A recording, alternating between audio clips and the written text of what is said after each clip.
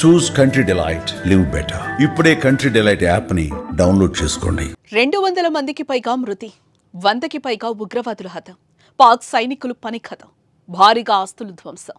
పహల్గాంలో టెర్రరిస్టులు సృష్టించిన రక్తపాతానికి ఆపరేషన్ సింధూర్తో భారత్ ఇచ్చిన ధీటైన జవాబిదే. భర్తలను చంపి వారి నుదుటిన సింధూరాన్ని తుడిచేసిన ముష్కరుల ముఠాకు తగిన బుద్ధి చెప్పింది.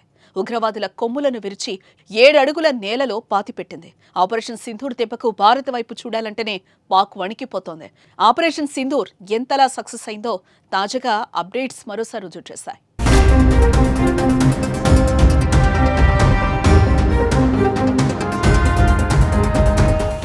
ఉగ్రదాడిలో భర్తలను కోల్పోయిన మహిళలకు న్యాయం చేయాలనే ఉద్దేశంతోనే భారత ప్రభుత్వం ఆపరేషన్ సింధూర్ అని పేరు పెట్టింది.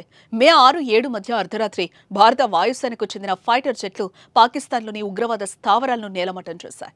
ఆపరేషన్ సింధూర్ అని పేరు పెట్టడం ద్వారానే భారత్ తన ఉద్దేశమేంటో ప్రపంచానికి చాటి చెప్పినట్లయింది. సోషల్ మీడియాలో భారత సైన్యం కుంకుమ చిందిన చిత్రాన్ని పోస్ట్ చేసింది.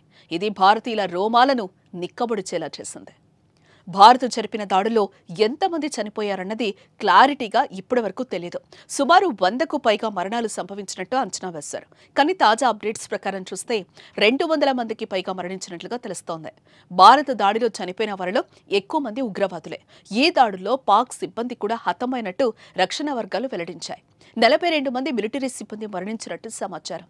ఆపరేషన్ సింధూర్తో భారత సేనలు తమ భూభాగంలో దాడులు చేయటాన్ని పాకిస్తాన్ అవమానకరంగా భావించింది. అందుకే భారత్పై దాడి చేసింది.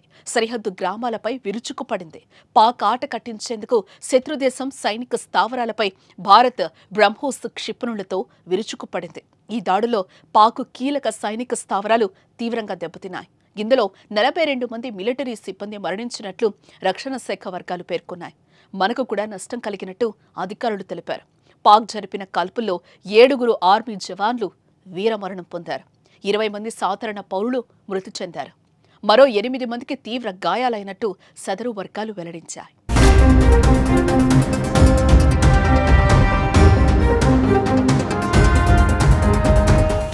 ఆపరేషన్ సింధూర్లో పలువురు మహిళా పైలట్లు ప్రత్యక్షంగా కీలక పాత్రను పోషించారు. ఆపరేషన్ సింధూర్ సక్సెస్ అంతా మహిళా పైలట్లదే అని ఆర్మీ అధికారులు తెలిపారు. అన్ని లక్ష్యాలను ఖచ్చితత్వంతో ఛేదించారని చెప్పారు.